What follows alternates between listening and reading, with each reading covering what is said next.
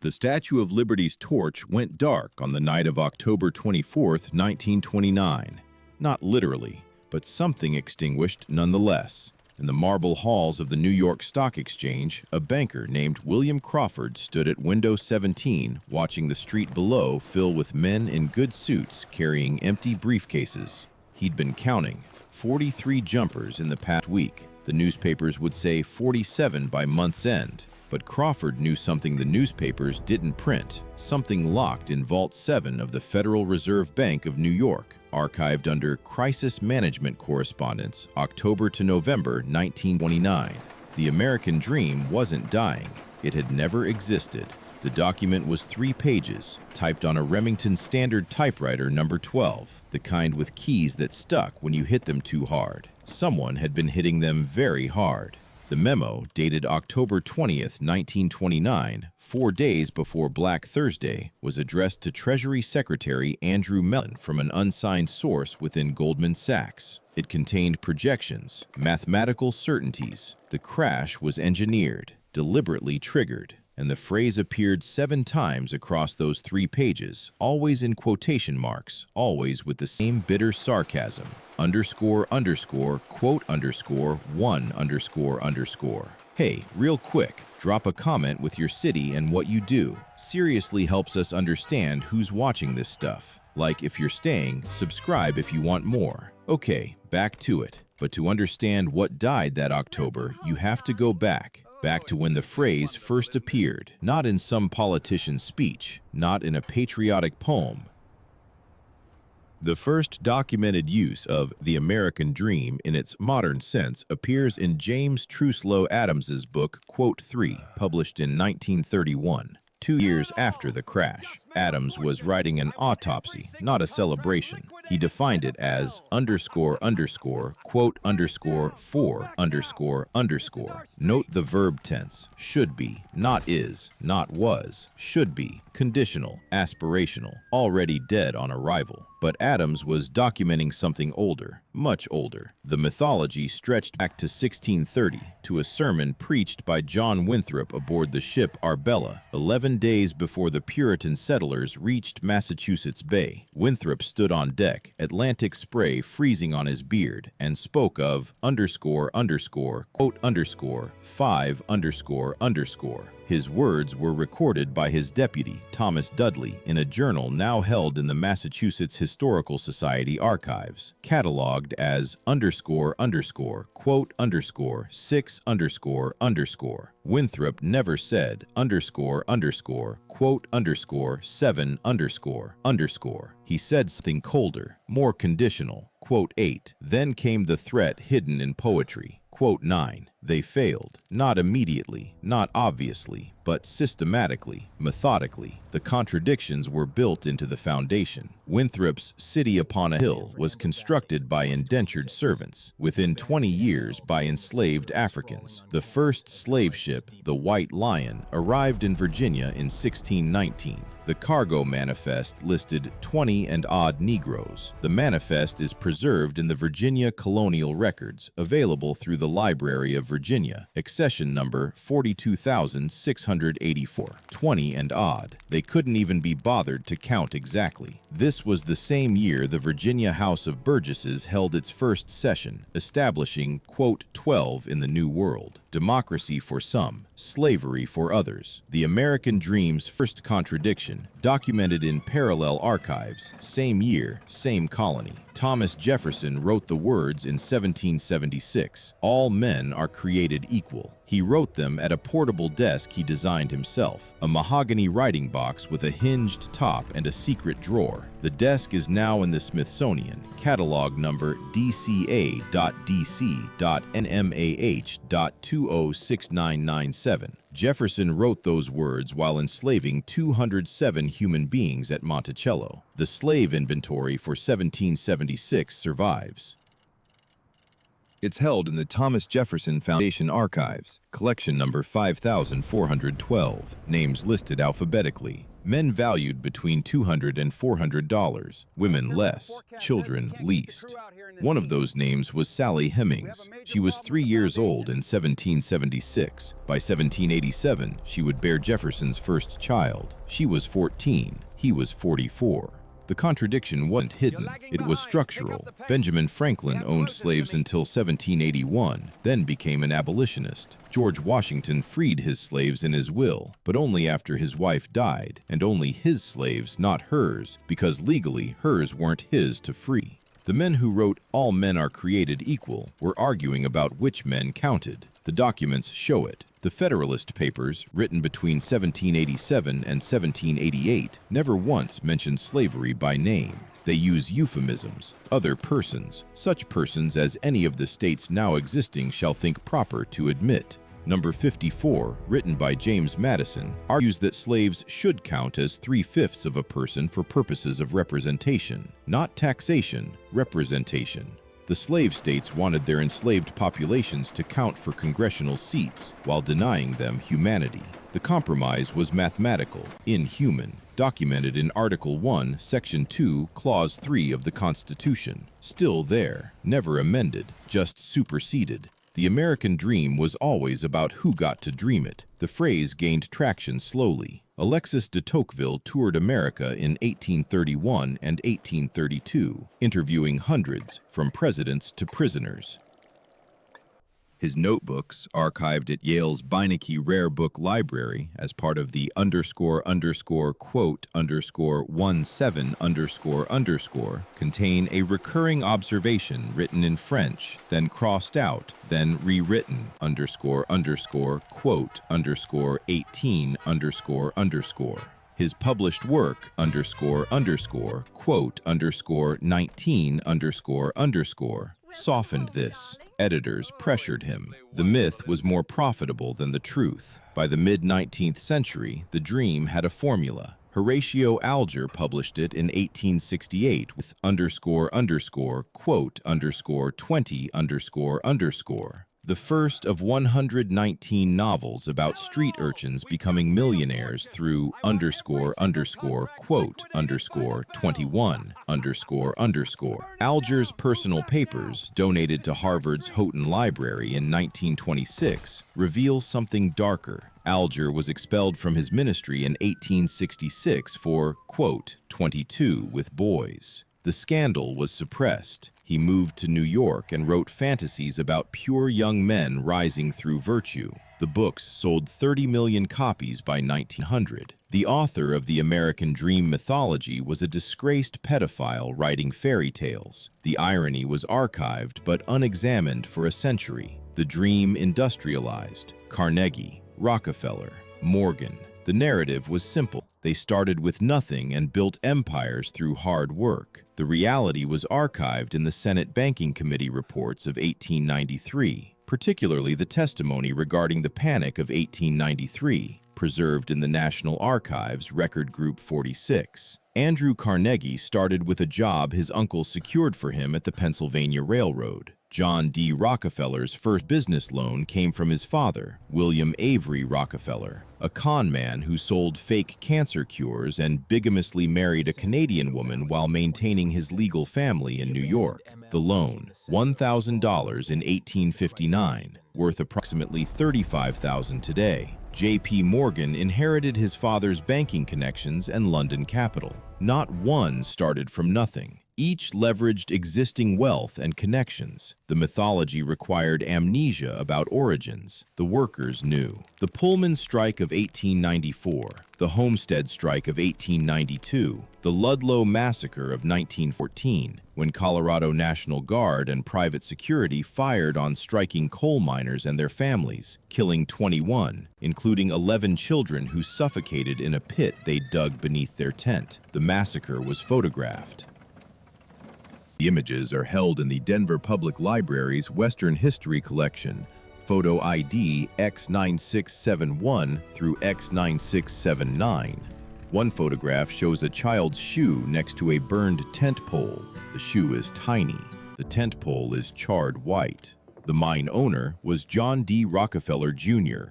He never visited the site. He issued a statement calling the strikers anarchists and foreigners. The statement is preserved in the Rockefeller Archive Center, Record Group 2, Series C, Box 18.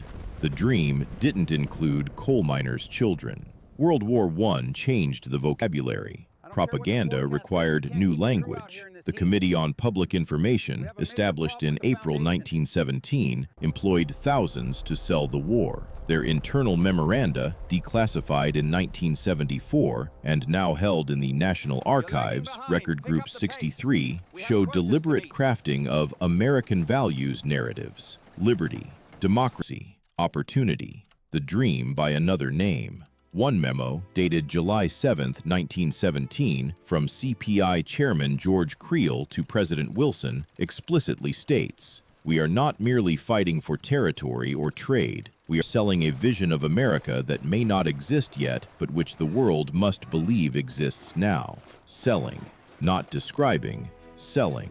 The 1920s roared with optimism. The stock market climbed. Consumer goods multiplied. Credit expanded. Herbert Hoover, campaigning in 1928, declared, "We in America today are nearer to the final triumph over poverty than ever before in the history of any land." The speech was delivered in Palo Alto, California, on August 11, 1928. The text is preserved in the Herbert Hoover Presidential Library, Campaign Speeches Collection. 14 months later, the market collapsed. William Crawford saw it coming. He was 43 in October 1929, a vice president at National City Bank, the predecessor to Citibank. His personal diary, donated to the New York Public Library in 1968 by his granddaughter, contains entries from October 10th through November 15th, 1929. The handwriting deteriorates as the dates progress. October 10th. Mitchell still insists the fundamentals are sound. He's lying or insane. Charles Mitchell was National City's president. October 15th, quote 28. October 20th, quote 29. The Goldman Sachs memo referenced earlier was leaked to the Senate Banking Committee during the Pecora Commission hearings of 1933 to 1934. The full hearings were published as __quote_30__. The memo itself is referenced on page 4237 of the hearing transcripts. Goldman partner Waddell Ketchings had developed a mathematical model projecting market collapse based on margin debt levels and credit expansion rates. The model predicted the crash within a 2-week window. It was accurate to within 3 days. Goldman shorted the market heavily in September 1929. They made fortunes while their clients lost everything. Crawford watched from window 17. Literally, his office faced Broad Street. The window had a crack in the lower left corner, spiderwebbing out from a chip. He'd requested repair twice. Bank management said windows weren't a priority.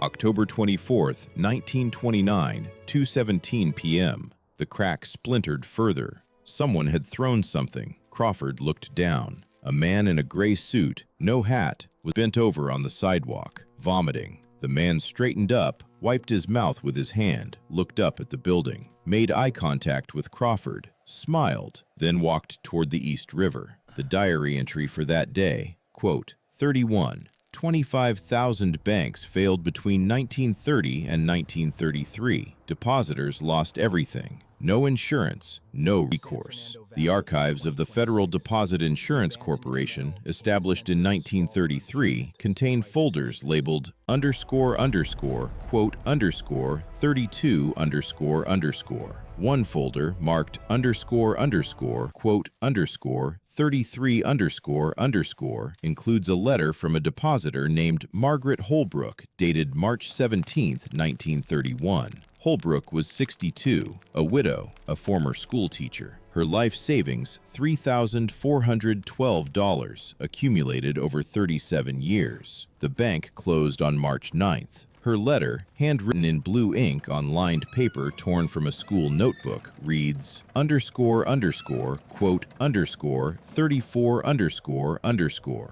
Margaret Holbrook's death certificate, filed with the Cuyahoga County coroner on March 20th, 1931, lists cause of death as coal gas asphyxiation, self-administered. She turned on the gas in her rented room and lay down on the bed. No note was found except the unsent letter to the bank. The FDIC archived it as evidence of systemic faith collapse. Franklin Delano Roosevelt campaigned in 1932 on a New Deal. The phrase first appeared in his nomination acceptance speech at the Democratic National Convention in Chicago, July 2, 1932. The speech text is held in the FDR Presidential Library, Master Speech File, Box 11. Roosevelt said, "I pledge myself to a new deal for the American people, not the American dream, a deal, transactional, contractual." He was proposing a renegotiation of social terms. The dream had failed. Maybe a deal could work.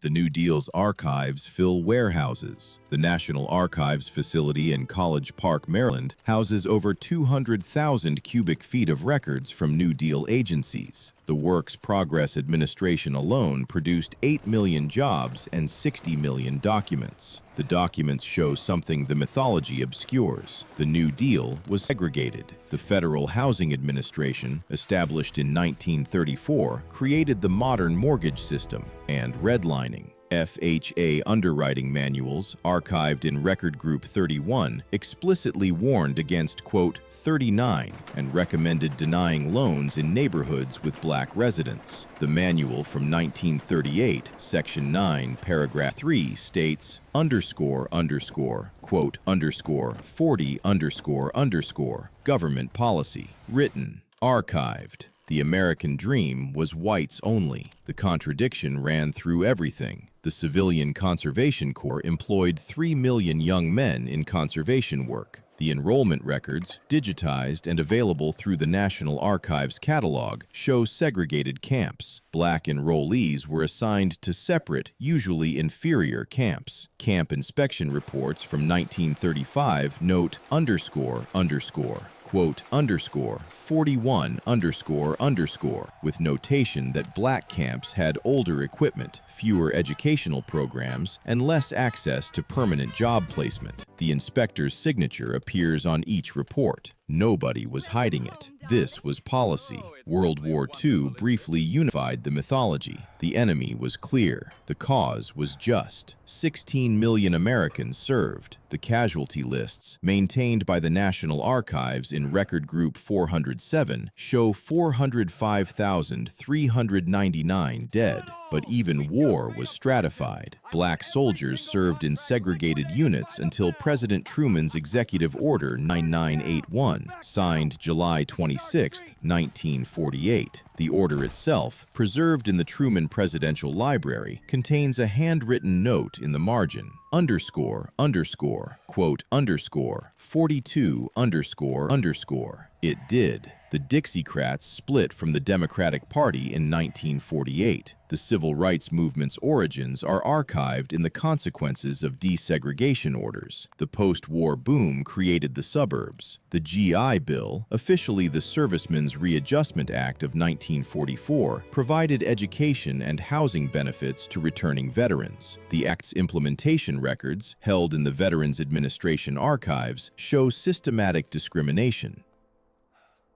Black veterans were denied benefits at rates 3 to 4 times higher than white veterans. A study commissioned by the VA in 1947, buried in the archives and not published until historians found it in the 1990s, concluded, local administration of benefits has resulted in de facto racial exclusion from program benefits in southern and border states. The study recommended federal oversight. The recommendation was ignored. Levittown was built starting in 1947. 17,000 homes, mass-produced suburbs, affordable, available, whites only.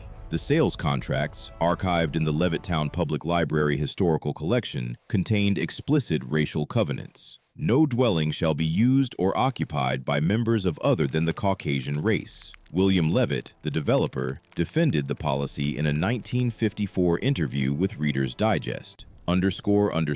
Quote, 45 ___.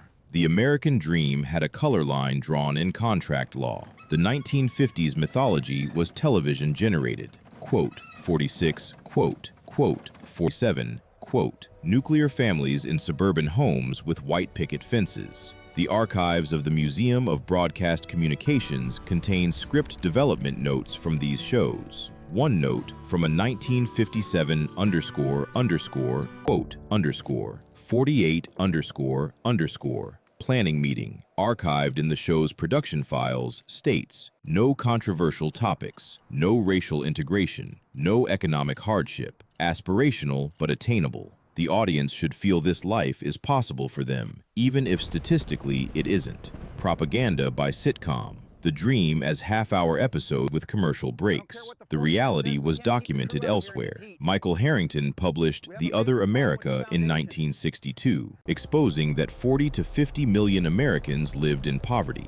Harrington's research files, donated to New York University's Tamim Library after his death, include interviews with Kentucky coal miners, Appalachian farmers, urban black families, migrant workers. One interview transcript, dated March 1961, location Hazard, Kentucky, records a coal miner named James Burton. They tell us about the American dream on the radio. Then they dock our pay for company store debt. My grandfather mined coal. My father mined coal. I mine coal. My son will mine coal. That's not a dream. That's a sentence. John S.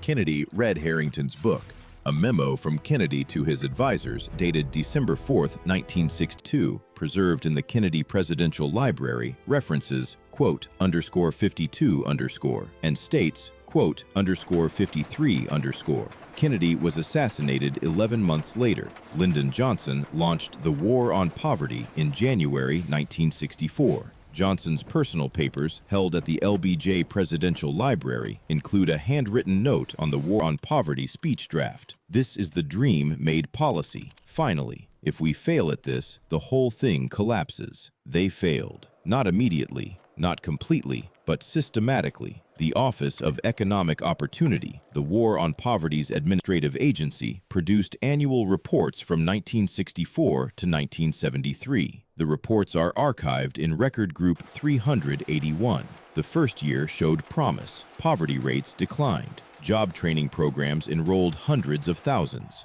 Then, Vietnam consumed the budget. The 1968 OEO report marked, quote, 55, quote, notes, quote, 56, quote, the war on poverty lost to the war in Vietnam. Martin Luther King Jr. spoke of the dream. Specifically, August 28, 1963, Lincoln Memorial, quote, _57, quote, the speech is famous. The text is archived everywhere. What's less examined is the speech he gave exactly 5 years later, April 3, 1968, Memphis, Tennessee. The I've Been to the Mountaintop speech. King's notes for that speech, archived in the King Center in Atlanta, show heavy revisions, crossed out passages, one deleted section, __, quote, _59__. King was assassinated the next day. The 1970s shattered economic assumptions. The oil crisis, stagflation, factory closures, the Rust Belt began rusting. Census data from 1970 to 1980, available through the National Archives, shows population decline in major industrial cities. Detroit lost 21% of its population. Cleveland lost 24%. Buffalo lost 23%. The jobs went overseas. The workers stayed. The factories became shells. The American dream required employment. Employment was disappearing. Ronald Reagan resurrected the language.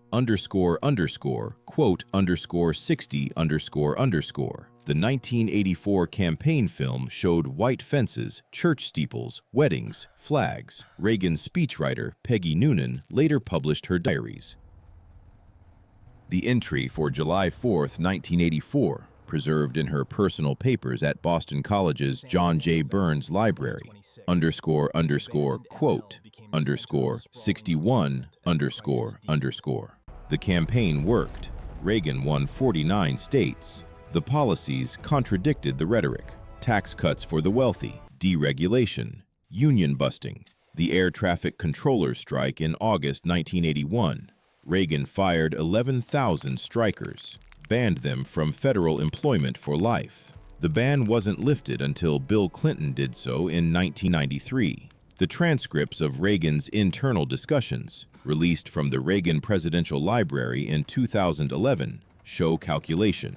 A memo from Chief of Staff James Baker, dated August 4, 1981, firing the strikers sends a message to all labor. The government is now on the side of management. This will reshape the economy for decades. It did.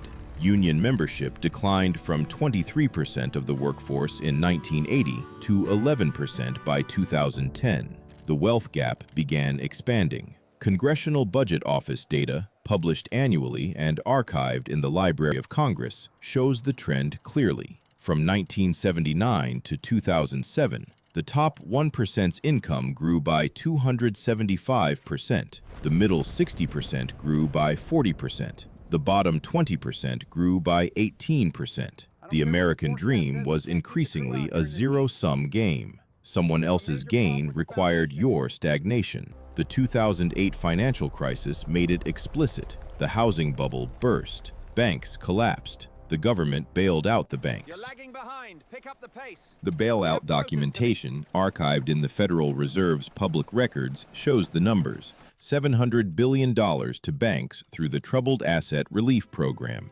another $16 trillion in secret loans, revealed only when Bloomberg News sued the Federal Reserve and won in court in 2011.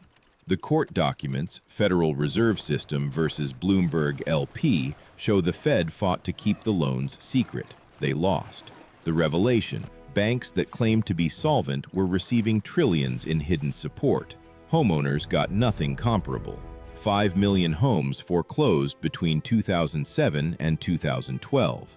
The foreclosure files, archived in county records across America, tell individual stories. One file from Riverside County, California, case number RIC 1403289, involves Maria Sanchez, a housekeeper who bought a home in 2005 with a subprime adjustable rate mortgage. The mortgage broker's notes, part of the case file, include: client has limited English, did not fully understand terms, qualified under stated income, no verification, will likely default when rate adjusts. The rate adjusted in 2007. Sanchez defaulted in 2008, foreclosed in 2009. The bank that foreclosed, Wells Fargo, received $25 billion in bailout funds. Sanchez received an eviction notice. Occupy Wall Street emerged in September 2011. We are the 99%. The slogan caught fire.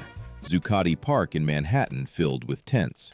The movement's internal documents, archived through the Occupy Wall Street Archives Working Group, show organizational debates.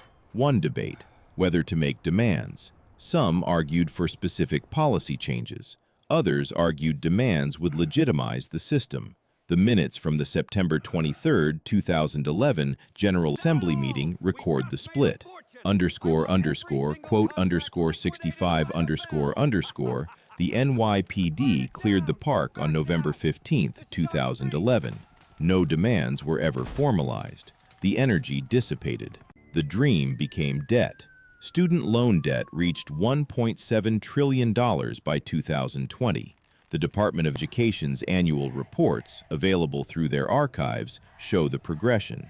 In 1990, average student loan debt per borrower was $7,500. By 2020, $37,100.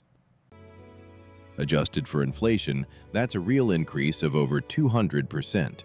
The dream required college. College required debt. Debt prevented the dream. A closed loop. The COVID-19 pandemic exposed every fault line simultaneously. Between February and April 2020, 22 million Americans filed for unemployment. The unemployment insurance applications, processed through state labor departments and aggregated by the Department of Labor, archived in their statistical databases, show the collapse. Food bank usage increased by 60%. Eviction filings, delayed by moratoriums, created a backlog of millions. The Federal Reserve Bank of Philadelphia released a study in August 2020, archived in their research papers collection. __quote_66___. The essential workers were called heroes. They were paid minimum wage. The Bureau of Labor Statistics data from 2020, archived in their monthly employment reports, shows grocery clerks, warehouse workers, delivery drivers earning median wages of $12 to $15 per hour. No hazard pay in most cases, no health insurance in many. The corporate earnings reports from the same period, filed with the Securities and Exchange Commission and publicly archived, show Amazon's revenue increased 38%. Walmart's increased 6.7%. The executives got bonuses, the workers got exposure. George Floyd was murdered on May 25, 2020. The video was 9 minutes 29 seconds. The world watched. Protests erupted in over 2,000 cities globally. The movement's core message: systemic racism wasn't a bug, it was the operating system. The archives of the Black Lives Matter movement, collected by multiple institutions including the Smithsonian's National Museum of African American History and Culture, contain protest signs, chants, testimonies. One sign, photographed in Minneapolis on May 27, 2020, archived in the museum's digital collection. __quote_67___. The photograph shows a young black woman holding the sign. Her expression is not angry. It's exhausted. The 2020 election was contested. Not close, contested. Joe Biden won by 7 million votes. Donald Trump claimed fraud. No evidence materialized. 63 lawsuits were filed. 62 were dismissed or withdrawn. The court documents are all publicly archived in PACER, Federal Judiciary's electronic record system. The one partial victory was a Pennsylvania case allowing poll watchers closer access. That's it. But the narrative of a stolen election persisted. The January 6th committee's final report, published December 22, 2022, includes testimony and documents showing the claim was deliberate strategy. A text message from Trump campaign lawyer Kenneth Chesebro to another lawyer, dated November 7, 2020, obtained through subpoena, __quote_68__, the base believed. January 6, 2021. The Capitol was breached. 5 people died that day or shortly after. 140 police officers were injured. The FBI's investigation, ongoing, has resulted in over 1,000 arrests as of early 2026. The charging documents, publicly available through court records, show the participants' demographics, not the desperately poor, mostly middle class, business owners, real estate agents, police officers, military veterans. The American Dream's beneficiaries quconvinced it had been stolen from them. The committee's report includes testimony from rioters. 1. Jacob Chansley, the __quote_69__, told FBI agents __quote_70__. His sentencing transcript, filed November 17, 2021, shows the judge asking _71, Chansley responded _72. He received 41 months in federal prison. The economy recovered statistically. The stock market reached record highs by late 2021. GDP growth exceeded projections. Unemployment fell to 3.4% by January 2023. The Federal Reserve's economic data showed expansion. The American Dream indices showed collapse. Home ownership rates for those under 35, 39% in 2023, down from 45% in 2005. Retirement savings adequacy. 48% of working-age households had zero retirement savings as of 2024, according to the National Institute on Retirement Security study archived in their research publications. Life expectancy declined for the first time since World War I, dropping from 78.8 years in 2019 to 76.4 in 2021, per CDC data archived in their National Vital Statistics reports. The student debt relief attempt revealed the gap. President Biden announced up to $20,000 in debt forgiveness in August 2022. The Supreme Court blocked it in June 2023. The decision, Biden versus Nebraska, archived as Supreme Court Case Number 22-506, ruled 6-3 that the executive branch lacked authority. Chief Justice Roberts wrote, quote, 73. The court decided the elected executive branch couldn't decide. 43 million borrowers received nothing. The collective reaction, documented in social media archives and news reports, was resignation, not surprise, resignation. Climate change became undeniable. The National Oceanic and Atmospheric Administration's climate data, archived continuously since 1880, showed 2023 as the hottest year on record. Then 2024 broke that record. Then 2025. The progression was geometric. The wildfires in Maui, August 2023, killed 99. The fires in California, September 2024, destroyed over 4,000 homes. The hurricane season of 2025 produced 8 Category 4 or 5 storms. The damage estimates, compiled by NOAA and archived in their annual climate reports, exceeded $200 billion for 2025 alone. The migration began. Internal at first, South Florida residents moving north as insurance companies abandoned the market. The insurance exodus was documented in state regulatory filings, archived by each state's Department of Insurance. Florida's showed 17 major insurers exiting between 2023 and 2025. Phoenix faced water allocation crises. The Central Arizona Project's annual reports, archived by the Bureau of Reclamation, showed Lake Mead at 27% capacity by January 2026. Tier 3 restrictions were implemented. New construction halted. The American dream of infinite expansion met finite resources. The technological revolution promised solutions. Artificial intelligence would create abundance. Venture capital pitch decks, archived through SEC filings for publicly traded AI companies, showed projections. Automation would free humans for creative work. Universal basic income would replace wages. The reality diverged. The Bureau of Labor Statistics Occupational Outlook, published January 2026, projected 34 million jobs quote, _74 by 2035. The jobs listed: truck drivers, retail workers, customer service representatives, data entry clerks, bookkeepers, paralegals. The replacement jobs listed: AI trainers, robot maintenance technicians. Ratio: 34 million at risk. Estimated 1.2 million replacement jobs. The math didn't math. The wealth concentration reached feudal levels.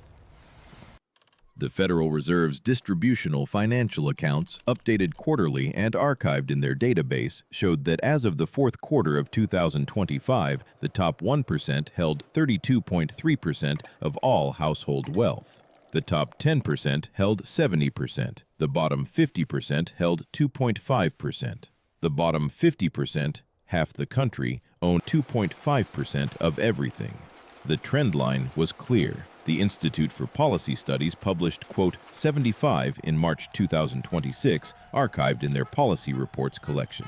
The report showed the combined wealth of U.S. billionaires had increased 135% since the pandemic began, from $3 trillion to $7 trillion in 6 years, during a period that included a pandemic, multiple recessions, and declining life expectancy for the median American. The political system ossified. The gerontocracy was documented in congressional age data archived by the Congressional Research Service. The average age of senators in the 119th Congress, seated January 2025, 64.3 years. The oldest, Dianne Feinstein, had died in office in 2023 at 90. Chuck Grassley was 92 in 2026 and running for re-election. The House averaged 58.0 years. The president's, Trump, was 78 at his inauguration in January 2025. The leadership was born when the American dream still seemed plausible. They couldn't see or wouldn't acknowledge its death. The young were documented as different. Pew Research Center's generational studies, archived in their research publications, showed Gen Z, those born after 1996, held fundamentally altered expectations. A survey from February 2026, do you believe the American dream is still achievable? 67% of those over 65 said yes. 39% of those 18 to 29 said yes. The follow-up question, do you expect to be financially better off than your parents? 72% of boomers had expected yes. 41% of Gen Z expected yes. The dream was dying demographically. Each generation believed in it less. The archives documented the turning point nobody could quite identify. Was it the 2008 crash, the failed recovery, the pandemic, the January 6th insurrection? The climate acceleration, or was it older? The deindustrialization of the 70s, the Reagan Revolution, the New Deal's compromises, the Founding Fathers' hypocrisies. Maybe it was there from the beginning. A beautiful lie, told so well, repeated so often, believed so deeply, that its collapse felt like betrayal rather than revelation. William Crawford's diary ended on November 15, 1929. The final entry, __quote_78__. The diary was archived, preserved, forgotten, until a historian found it in 2018 and recognized the pattern. The same collapse, the same betrayal, the same exhausted resignation, 90 years apart. The historian's name was Rebecca Torres. She published her findings in the Journal of American Economic History, Volume 143, Issue 2, Summer 2019. The article was titled Cyclical Delusion, The Recurring Death of the American Dream, 1829 to 2019. The journal is archived in university libraries worldwide. Torres interviewed 72 Americans across demographics in 2019. Her interview transcripts, deposited with the University of California, Berkeley's Oral History Center, contain a recurring theme, a question she asked each subject, quote 80. The answers varied, but the pattern didn't. Everyone had a specific moment, a clarity, when the myth shattered. A Detroit auto worker, age 57,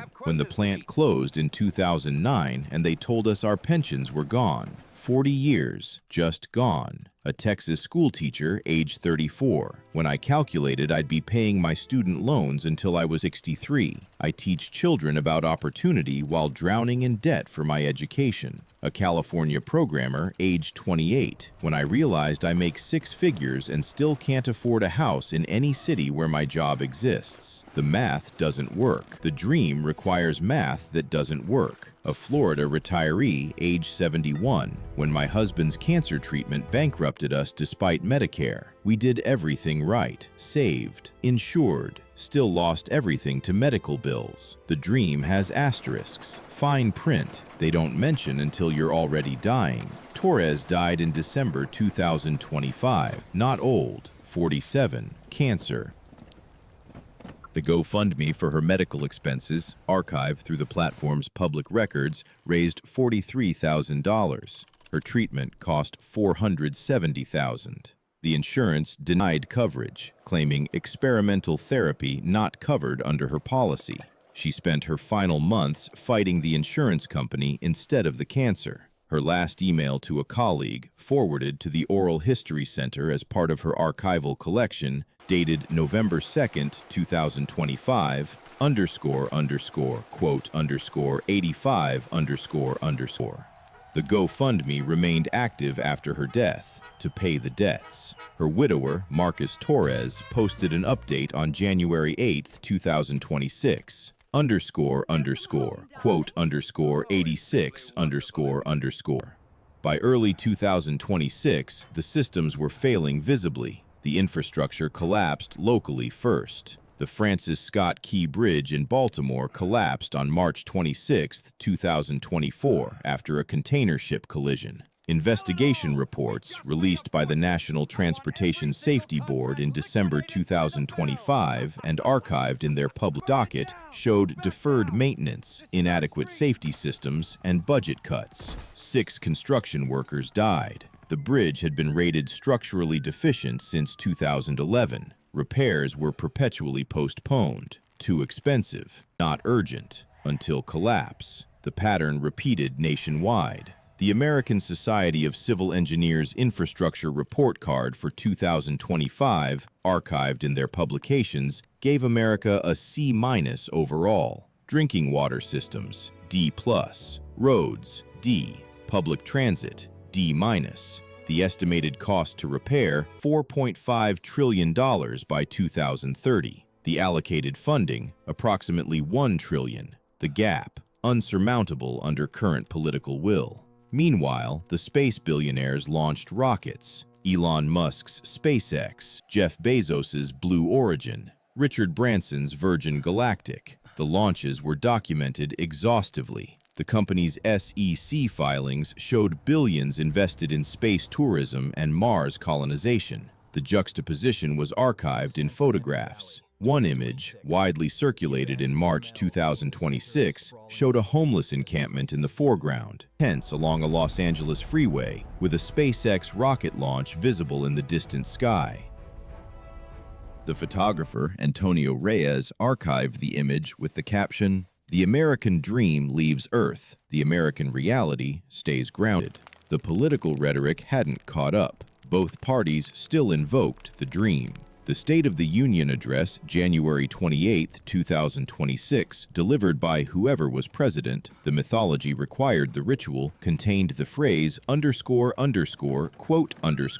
_88 7 times. The transcript, archived in the congressional record, showed applause after each usage. Bipartisan, reflexive, meaningless. The speech promised opportunity, mobility, fairness. The C-SPAN footage showed representatives clapping while checking their phones. The gallery showed citizens watching with dead eyes. The ritual was performed. The faith was absent. The international perspective was documented in foreign media archives. The BBC's analysis from February 2026 archived in their online repository. America's exceptionalism was always aspirational. Now it's simply exception. Exceptionally expensive healthcare, exceptionally high incarceration, exceptionally low social mobility compared to developed peers. The dream sold globally for a century. The returns are coming in. They want refunds. Der Spiegel, Germany's news magazine, published a feature in March 2026, archived in their digital edition.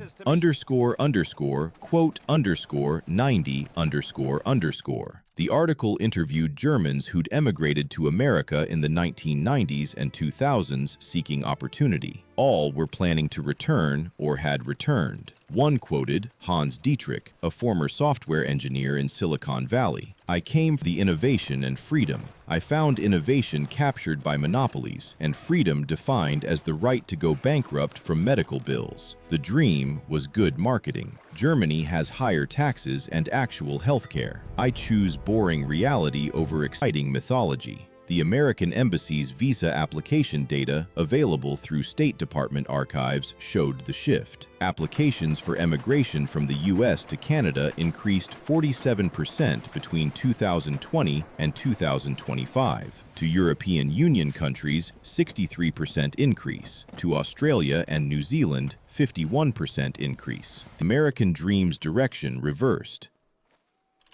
People weren't coming to America for opportunity. They were leaving. The internal migration data from the U.S. Census Bureau, archived in their annual reports, showed movement toward nowhere. No region was clearly winning. The Sun Belt grew, but faced climate and water crises. The Rust Belt remained depopulated.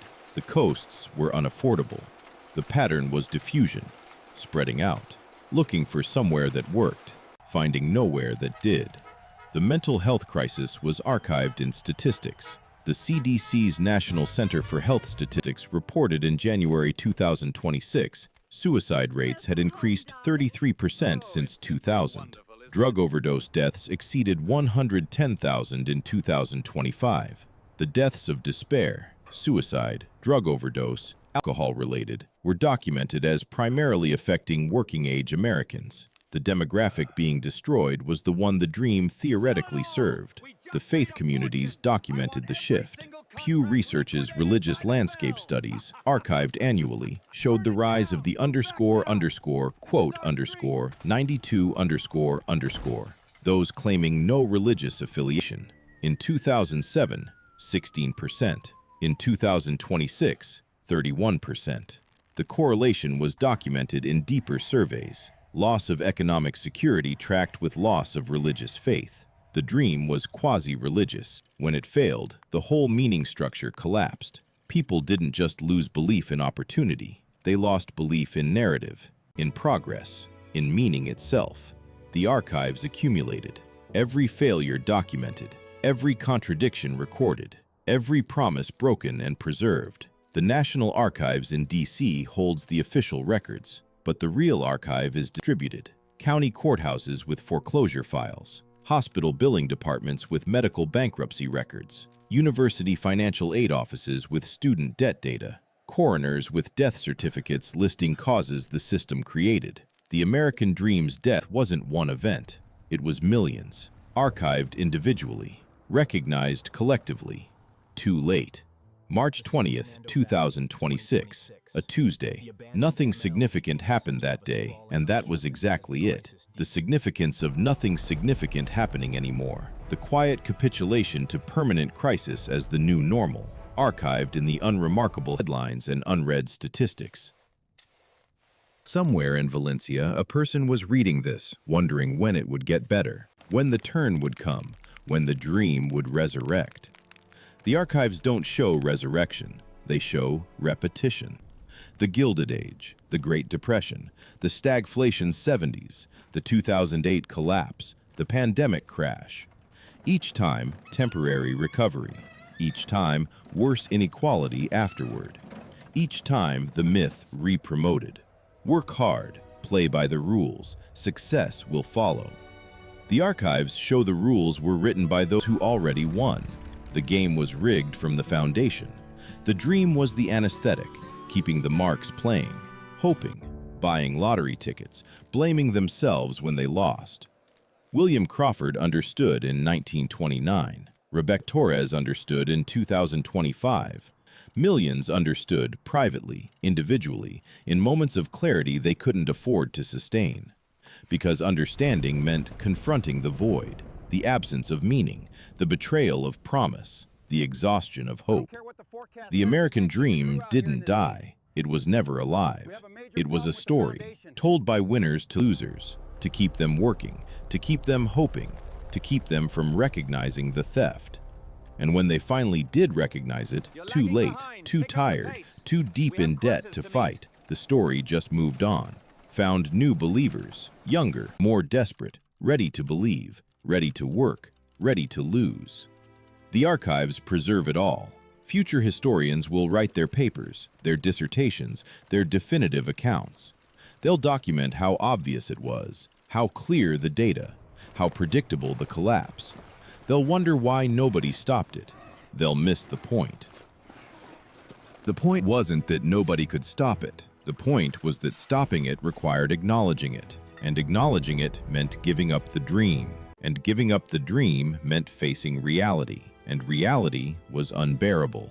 So the dream continued, zombie walking, infecting new generations, archived failures piling up behind it, unexamined, unlearned, unfixed. The American Dream 2026, still sold, no longer bought, but still, somehow, still sold. Part 2 of 2, The Reckoning That Never Came. The archives kept growing even as understanding collapsed. By spring of 2026, the Congressional Budget Office released projections archived as __quote_93___. The national debt had reached $36 trillion. The number was incomprehensible, meaningless. A trillion was already abstract. 36 of them? The human brain couldn't process it. That was intentional. The debt grew precisely because it exceeded comprehension. If people understood it, they might demand solutions. Solutions required sacrifice. Sacrifice required shared purpose. Shared purpose required believing the system worked for everyone. Nobody believed that anymore. The projection showed debt reaching $50 trillion by 2035, $100 trillion by 2050. The interest payments alone would consume all tax revenue by 2048. The CBO analysts knew what this meant. The report's classified appendix, leaked to the Washington Post in April 2026 and archived in their digital repository, contained a section titled quote_94 quote. It outlined three possibilities: hyperinflation, default, or what they termed quote_95 quote, paying some creditors, not others, hoping to avoid panic. All three ended the same way: currency collapse, economic chaos, the American dream's final bill coming due. But the report changed nothing. Congress received it, filed it, moved on. The incentive structure was documented in political science research. A Princeton study from 2025, archived in their Political Economy Working Papers series, analyzed congressional behavior patterns. The finding: elected officials optimized for the next election cycle, not long-term outcomes. The debt crisis would peak in 20 to 30 years. Current senators and representatives would be retired or dead. Why sacrifice politically now for a disaster that would hit someone else's watch? The dream's collapse was scheduled for after their tenure ended. The pattern held across systems. Climate action delayed. Infrastructure repair postponed. Pension obligations underfunded. Each decision made sense individually. Each sacrifice avoided. Each consequence deferred. Collectively, they guaranteed catastrophe. But catastrophe later, not now. The archives documented the knowing, the choosing, the deferral. Future generations would read these records and know their ancestors saw it coming, chose denial, chose temporary comfort over their children's survival. That knowledge was also archived. The shame preserved for historical record. The universities were failing, not academically, financially. Moody's credit rating downgrades, archived in their institutional reports, showed the trend. Small liberal arts colleges closed at accelerating rates. 52 closures or mergers in 2025 alone. The survivors cut programs, adjunctified faculty, raised tuition. The model was collapsing. The archives of the American Association of University Professors documented it. Tenure-track positions declined from 67% of faculty in 1970 to 24% in 2025. The majority of college instruction was now performed by part-time workers with no benefits, making poverty wages. The people educating America's future lived paycheck to paycheck, often qualified for food assistance. The dream required education. Education required poverty. The for-profit college industry had metastasized. ITT, Technical Institute, collapsed in 2016. Corinthian colleges in 2015. Their closure documents, archived through bankruptcy court records, showed systematic fraud, fake job placement statistics, predatory lending, worthless degrees. The students were left with debt and no credentials employers recognized. The Department of Education's borrower defense claims, archived in their public records, showed over 200,000 applications for loan forgiveness from defrauded students. The approval rate? 11% under the Trump administration. The 99% denied still owed the money for degrees that were fraudulent. The dream was a scam. When proven in court, the victims still had to pay. Healthcare costs consumed everything.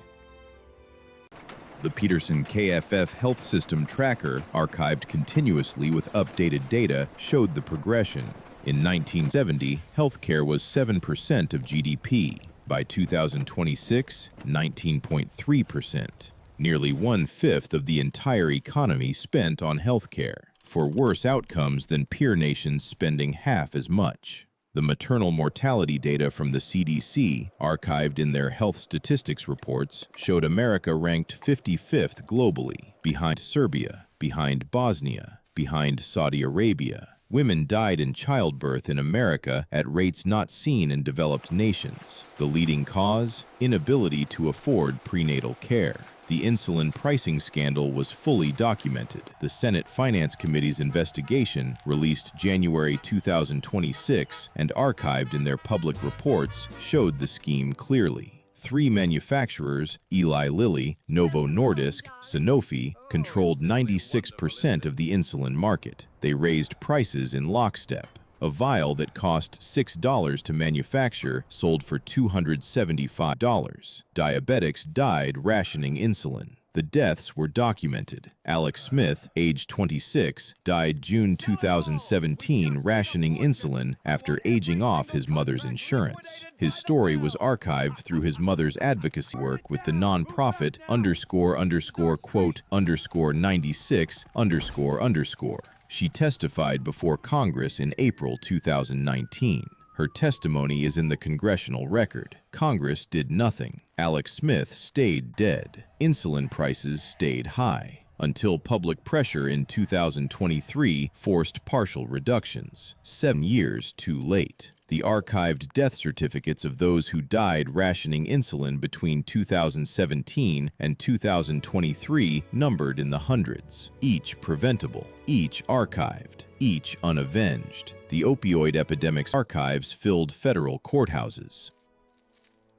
The Purdue Pharma bankruptcy proceedings, archived in the Southern District of New York Bankruptcy Court, case number 19-23649, documented the Sackler family's extraction of over $10 billion from Purdue while pushing OxyContin knowing its addiction potential. The FDA approval documents from 1995, declassified and archived in FDA records, showed Purdue claimed OxyContin had __97__ addiction risk. The claim was fraudulent. Internal company documents, revealed through discovery and archived in the court records, showed Purdue knew addiction rates were vastly higher. They marketed anyway. The death toll, over 500,000 opioid overdose deaths between 1999 and 2019. The Sacklers kept their billions. The settlement allowed them to.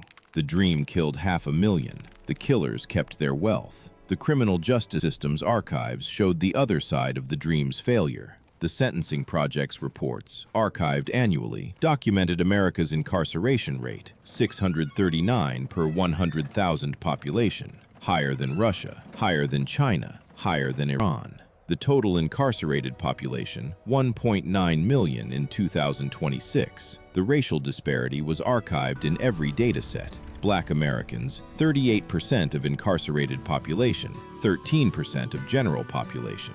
The war on drugs, launched by Nixon in 1971, was documented by Nixon's domestic policy chief John Ehrlichman in 1994 interview, archived in Harper's Magazine, April 2016 issue, __98__.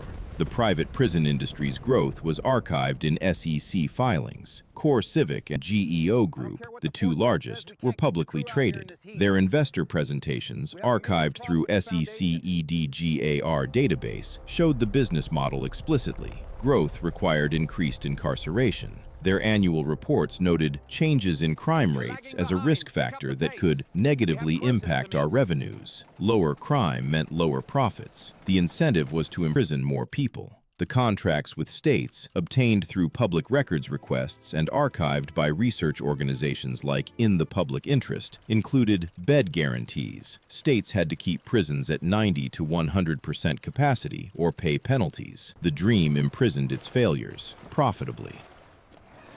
The police violence archives were decentralized but comprehensive. The Washington Post's Fatal Force database, maintained and archived since 2015, documented every person shot and killed by police. The total through March 2026? Over 8,000. The Guardian had maintained a similar database, __102__, from 2015 to 2016 before discontinuing it. The data showed patterns. Black Americans killed at 2.8 times the rate of white Americans. 1,138 people killed by police in 2025. That's 3.1 per day, every day. The officers charged with crimes, less than 2%. Convicted, less than 1%. The dream required law and order. Law and order required violence. Violence required impunity. The environmental data accumulated faster than it could be processed. The National Oceanic and Atmospheric Administration's archives showed ocean temperature increases, Arctic ice decline, extreme weather event frequency, all accelerating beyond models. The models themselves, archived in the Intergovernmental Panel on Climate Change reports, were conservative, deliberately. The IPCC's leaked internal emails, obtained by climate journalists and archived in their reporting, showed scientists moderating conclusions to avoid being too alarmist. The reality was alarming, so they softened it, made it palatable, believable. And still, governments did insufficient. The Paris Agreement, signed 2015, archived at the UN Framework Convention on Climate Change, set targets. The 2026 assessment, archived in the IPCC's synthesis report released March 2026, showed no major economy was meeting its commitments. The trajectory, 2.7 degrees Celsius warming by 2100. The threshold for catastrophic effects, 1.5 degrees. They'd miss it by 2035. The archives documented the knowing failure. The water wars were beginning. Not militarily, not yet. Legally. Arizona sued California over Colorado River allocations. The case, Arizona versus California Water Rights Consortium, filed in the Ninth Circuit in January 2026, was archived in federal court records. The river provided water for 40 million people. The drought had lasted 23 years. Lake Mead and Lake Powell, the two main reservoirs, were at combined 28% capacity. The Bureau of Reclamation's weekly reports, archived on their public website, showed the decline graph, a line falling steadily downward since 2000. The projection, dead pool, the point where water couldn't flow downstream, by 2029 for Lake Powell, 2031 for Lake Mead. When that happened, Las Vegas lost its water supply. Phoenix lost most of its water. Southern California's agriculture collapsed. 30 to 40 million people would need to relocate.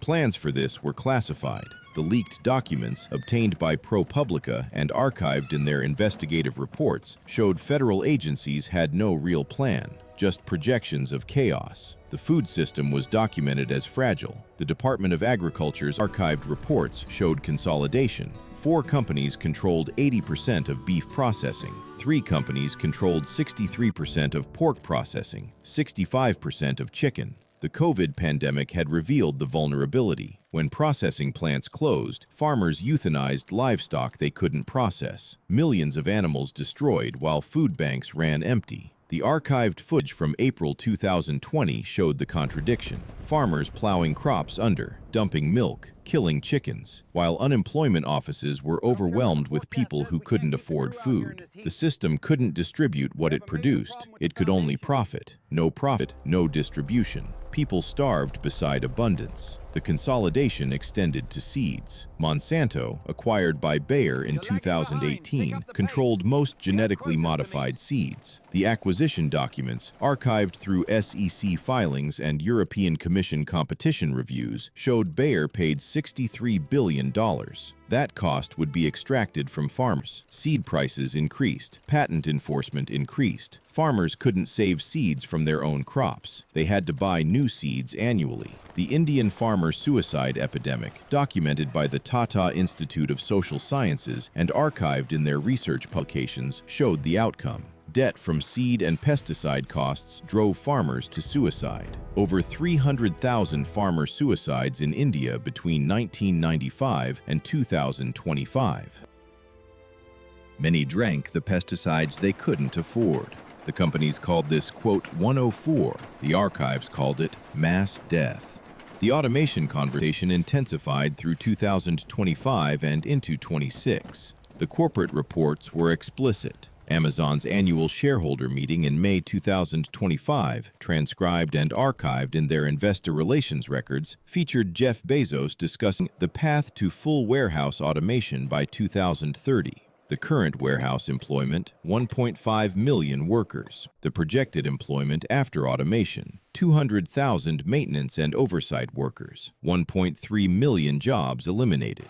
Amazon's stock price rose 7% on the announcement. The workers weren't consulted. Their jobs were deleted in a PowerPoint presentation. The truck driver profession employed 3.5 million Americans. The autonomous vehicle industry's archived projections showed full replacement by 2035. Tesla's self-driving development reports, filed with California DMV and archived in public records, showed miles driven increasing exponentially. Waymo's commercial robo-taxi service expanded to 7 cities by early 2026. The technology was accelerating. The replacement plan for displaced workers was not. The Department of Labor's retraining programs, documented in their budget archives, were funded at approximately $3 billion annually to retrain millions. The math was impossible. The outcome was archived in advance through projection. Mass unemployment. No safety net adequate to catch it. The dream automated away. The universal basic income debate was archived extensively. The trials were small-scale. Stockton, California ran a program from February 2019 to January 2021, giving 125 residents $500 monthly. The results, archived through the Stockton Economic Empowerment Demonstration research papers, showed improved health outcomes, employment stability, reduced anxiety. The program ended. Funding expired. The national political will to expand it didn't exist. The opposition arguments were archived too. Conservative think tanks like the Heritage Foundation published papers arguing UBI would, quote, 106 and, quote, 107. The papers were archived in their policy publications. The evidence from trials contradicted this. The opposition didn't care about evidence. They cared about ideology. The ideology said work was moral, regardless of whether work existed. The dream required jobs. Jobs were disappearing. The dream couldn't adapt. The gig economy was documented as exploitation dressed as entrepreneurship. The Uber and Lyft drivers, DoorDash and Instacart workers, TaskRabbit contractors, all classified as independent contractors, not employees. No benefits, no minimum wage, no overtime. The company's SEC filings, archived publicly, showed the model's necessity. Uber's S-1 filing from April 2019, archived in SEC Edgar, stated explicitly, "If we are required to classify drivers as employees, our business would be adversely affected." Translation: profitability required exploitation.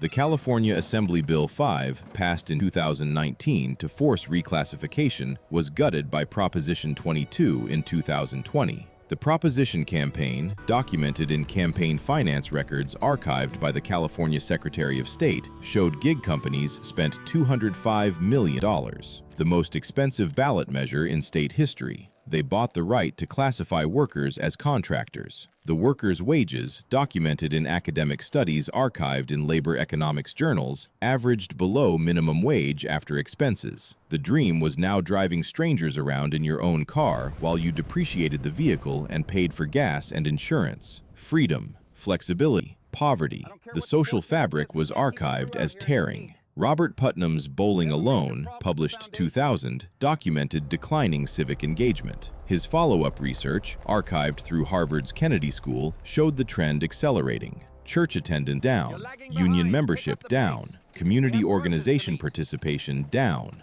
even informal socializing down. The General Social Survey data, archived annually since 1972 by NORC at the University of Chicago, showed Americans reporting fewer close friends. In 1985, the modal response for quote 110 was 3. In 2025, 0. Most Americans reported having no one they could confide in. Atomization, isolation, loneliness documented as a public health crisis. The Surgeon General's report on loneliness, released May 2023 and archived in the HHS Public Health Reports, called it an epidemic comparable to smoking in health impact.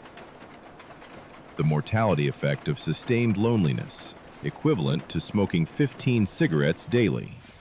The causes were documented. Urban design for cars, not people. Work hours increasing, commutes lengthening, digital interaction replacing physical. The screens that promised connection delivered isolation. The social media company's internal research, leaked by whistleblowers and archived through journalist reporting, showed they knew. Facebook's internal research from 2018, revealed by Frances Haugen and archived in her congressional testimony, showed Instagram increased depression in teenage girls. The company knew, didn't stop. Optimized for engagement. Engagement required outrage and envy. Mental health suffered. Profits grew. The conspiracy theories metastasized. QAnon, Pizzagate. January 6th was Antifa. Vaccines contained microchips. The election was stolen. Birds aren't real. Started as satire, believed earnestly. The archives documented the spread. The Network Contagion Research Institute's reports, archived in their publication database, tracked conspiracy theory propagation across platforms. The pattern was consistent. Declining institutional trust plus economic precarity plus algorithmic amplification equals mass delusion.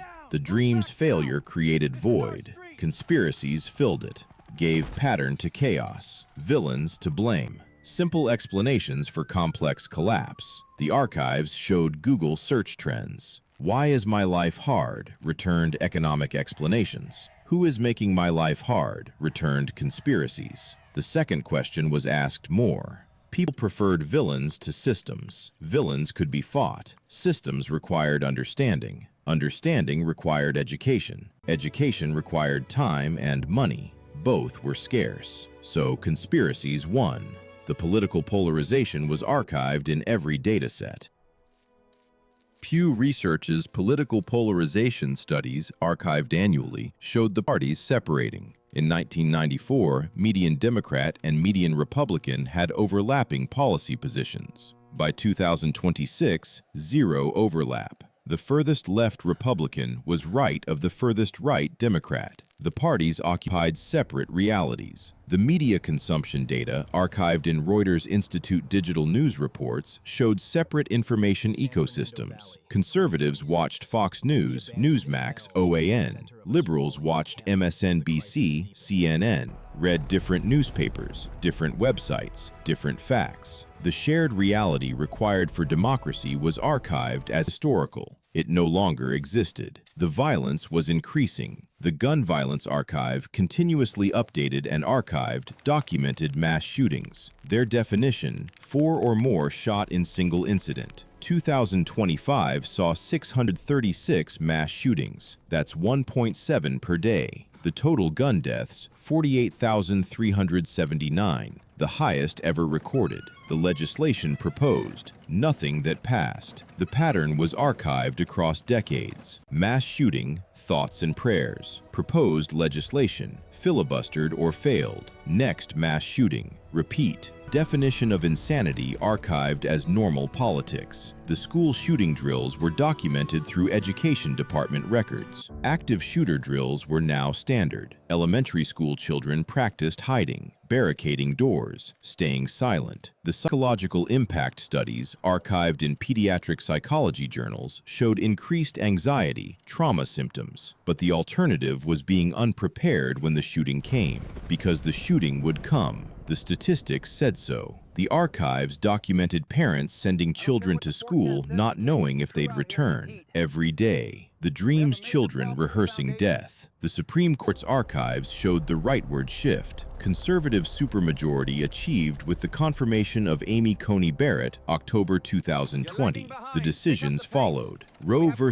Wade overturned in June 2022. Dobbs v. Jackson Women's Health Organization archived as Supreme Court case number 19-1452. 50 years of precedent erased. Affirmative action ended in Students for Fair Admissions versus Harvard, June 2023, case number 20-1199. The Voting Rights Act gutted further in Brnovich versus DNC, July 2021, case number 19-11-85. Each decision archived, each precedent destroyed. The dream's legal foundations systematically demolished. The abortion bans were archived state by state, 13 states with total bans by mid-2026. The maternal mortality data from those states, still being compiled by public health researchers, showed early indications of increase. Women dying from ectopic pregnancies untreated because doctors feared prosecution. Women carrying non-viable fetuses to term because abortion was illegal even for fatal fetal anomalies. The cases were archived in medical journals, case reports anonymized but detailed. Women who died preventable deaths. Because the dream now required forced birth, the wealth continued concentrating. Elon Musk's net worth peaked at $347 billion in November 2025, archived in Bloomberg Billionaires Index. That was more than the GDP of 170 countries. One man, more wealth than entire nations. The number was obscene. The system that produced it was archived as functioning as designed, not broken, working for him. The Tesla workers, documented in NLRB filings and labor complaints archived in federal records, described mandatory overtime, surveillance, union busting. Musk tweeted about free speech, fired employees who criticized him. The contradictions weren't contradictions, they were features. Freedom for him, compliance for them. The Twitter acquisition, documented exhaustively through SEC filings and court records archived in Delaware Chancery Court, showed the pattern. Musk offered $44 billion in April 2022, tried to back out, was forced to complete the purchase, took over in October 2022, fired half the staff immediately. The platform deteriorated. Hate speech increased, documented in studies archived by research organizations monitoring the platform. Advertisers fled, revenue collapsed. Musk blamed everyone but himself. The archives showed his decisions, his outcomes. The richest man in the world destroyed a company through incompetence, stayed rich. The workers he fired lost everything. The dream's mythology required individual responsibility. Success was your achievement. Failure was your fault. The archives documented the lie. The intergenerational wealth transfer data, archived in Federal Reserve studies, showed inheritance determined outcomes more than effort. Children of wealthy parents stayed wealthy. Children of poor parents stayed poor. The exceptions were rare enough to prove the rule. Mobility was myth. The Stanford economist Raj Chetty's research, archived through his Opportunity Insights project, mapped economic mobility by geography. The maps showed dead zones of immobility, entire regions where being born poor meant dying poor. No amount of work changed it. The dream required ignoring geography, inheritance, race, health, luck. Required believing hard work was sufficient. The archives showed it wasn't, never was. The people knew. The surveys showed it. Pew Research polling from March 2026 archived in their data sets. Do you believe hard work guarantees success? 31% agreed. 64% disagreed. The majority knew the dream was dead. But the institutions required pretending otherwise. The schools still taught it. The politicians still preached it. The media still sold it. The gap between lived reality and official mythology was archived in the polling. What people experienced versus what they were told. The dissonance was maddening, literally. The mental health crisis was archived as rising. The cause was documented. Living in a society that gaslit you about your own poverty. The historical moment was archived as it happened. Historians would study this period. They'd have unprecedented access. Every tweet preserved. Every transaction recorded. Every lie documented. They'd know exactly how it collapsed. They'd know who knew, who lied, who profited. The archives would indict an entire generation of leadership. The question wasn't what happened. The archives showed that clearly. The question was why nothing was done when it was obvious, when the data was clear, when the trajectory was mapped, when the solutions were known. The solutions were archived too. The research existed. Tax wealth, universal health care, affordable housing, climate action, education funding, infrastructure repair. Worker protections. The policies had evidence. Countries implemented them successfully. The data was archived. Canada's healthcare system cost half as much per capita as America's and covered everyone. Germany's worker protections created stable employment. Denmark's education was free and produced better outcomes. The evidence existed. The political will didn't, because the solutions required the wealthy paying more, and the wealthy controlled politics. The control was documented. The Citizens United decision, archived as Supreme Court Case 558 U.S. 310 from 2010, allowed unlimited corporate political spending. The spending data, archived through FEC records, showed billions flowing to candidates who opposed wealth redistribution. The system was captured legally. The archives documented the purchase of democracy. The younger generations were documented as different, not just believing less in the dream, rejecting its premise. The socialism polling, archived in Pew and Gallup data, showed Americans under 30 viewed socialism favorably at higher rates than capitalism. 49% positive on socialism versus 46% on capitalism in 2026. The older generations were horrified. The younger generations were practical. Capitalism promised prosperity, delivered debt. Socialism promised security, couldn't be worse. The ideology was purely pragmatic. What works? The dream didn't work. Try something else. The labor organizing was increasing.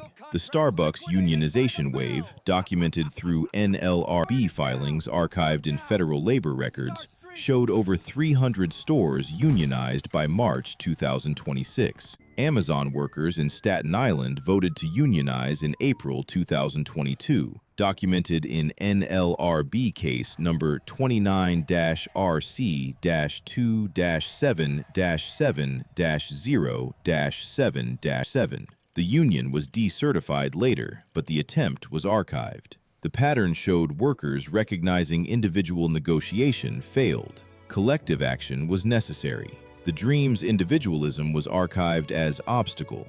Workers need each other. The mythology said they didn't. The mythology was wrong. The climate refugees were beginning, not yet from America, from elsewhere, to America. The caravans from Central America, documented through CBP encounter data archived by Customs and Border Protection, showed the numbers increasing.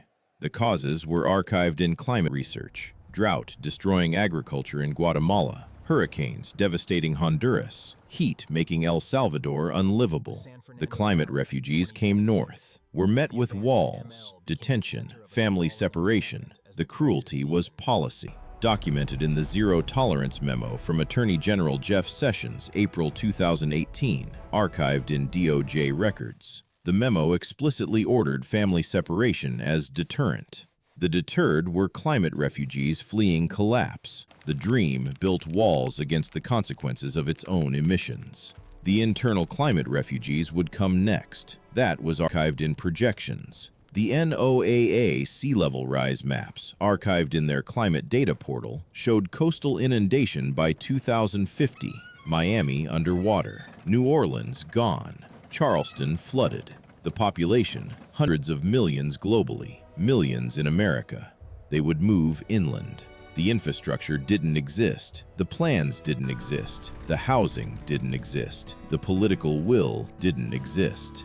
The conflict was archived in advance through projection. Climate refugees versus residents competing for scarce resources, water, housing, food. The dream's end would be fought over its scraps. March 26, 2026. The late afternoon light angled through office windows in cities across America. Workers checked clocks, counted hours until freedom, temporary freedom. They'd return tomorrow. Same desks, same screens, same diminishing returns. Somewhere in an archive, a folder was being labeled, dated, filed. Another day's data, another increment of decline. Another confirmation of trajectory. The people filing the data knew what it meant. The archivists weren't blind. They saw the patterns. They'd studied history. They knew how this ended. Revolutions or collapse. Radical change or catastrophic failure. The middle path, Gradual reform, managed decline, soft landing. That required functional institutions and shared reality and political will. None existed. The archives documented their absence, but they kept filing, kept documenting, kept preserving, because maybe someone would learn. Maybe future generations would study these records and understand, would see the warnings their ancestors ignored, would choose differently. That was the hope, archived alongside the despair. The human need to believe the record mattered, that truth preserved would eventually prevail, that somewhere, someone would read these files and recognize themselves, their moment, their choice, and choose better. The American dream was archived as dead. The American reality was archived as dystopian, and the American future was archived as uncertain.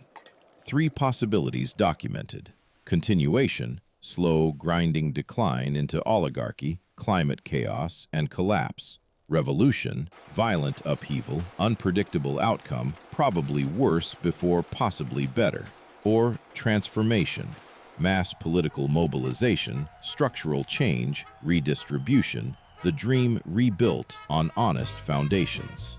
The probabilities weren't equal. Continuation was most likely. It required nothing, just inertia. Revolution was possible if conditions worsened past tolerance. Transformation was least likely. It required collective action from atomized people, political courage from captured institutions, sacrifice from those who'd never voluntarily sacrifice. The archives didn't predict which would occur. They documented preconditions for all 3. The rest was human choice. Millions of individual decisions, aggregate into outcome. Vote or don't. Organize or don't. Resist or comply. Fight or surrender.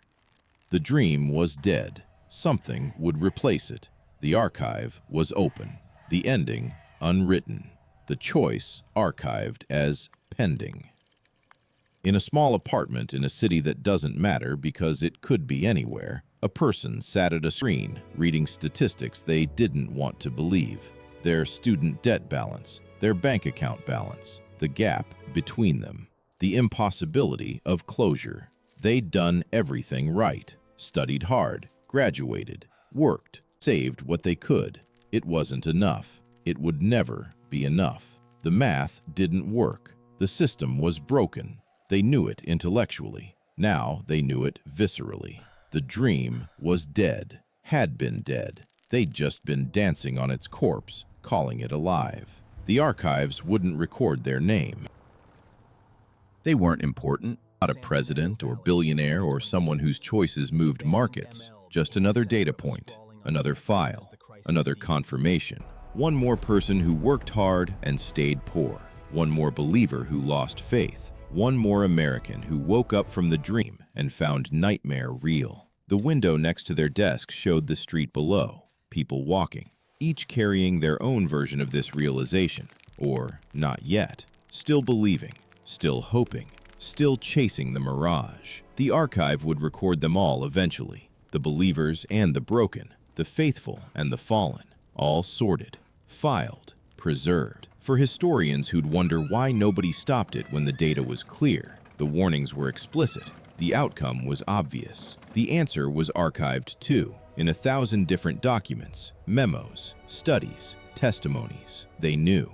They chose comfort over courage, chose denial over action, chose the lie that felt good over the truth that demanded sacrifice. The American dream's final act wasn't death. It was the choosing to believe in resurrection even as the body rotted, even as the smell became unbearable, even as the evidence overwhelmed. The dream continued because people needed it to, because admitting its death meant confronting the void, the absence of meaning, the betrayal complete. And so they archived its death while pretending it lived, documented the autopsy while claiming health, recorded the collapse while declaring renewal. The American dream, 2026, dead, documented, denied, the greatest lie ever told, preserved in infinite detail, still being sold to those desperate enough to buy.